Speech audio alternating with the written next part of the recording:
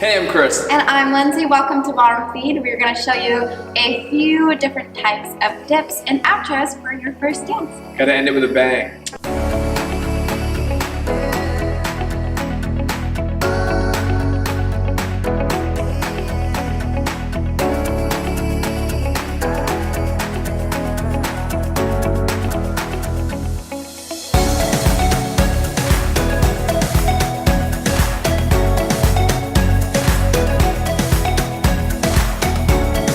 So a simple explanation of this dip ending.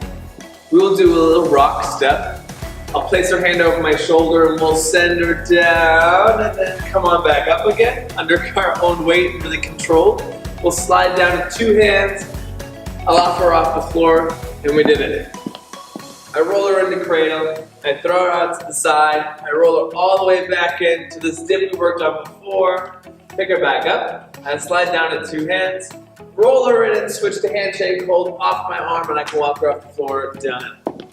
Thank you so much for watching, and if you like this video, be sure to check out our Ballroom Feed Pro version of this video, which will be way more in-depth and explain so much more for you. So if you're having trouble, be sure to check that out, and be sure to subscribe for more free content, and check us out on social media. Okay, see you very soon.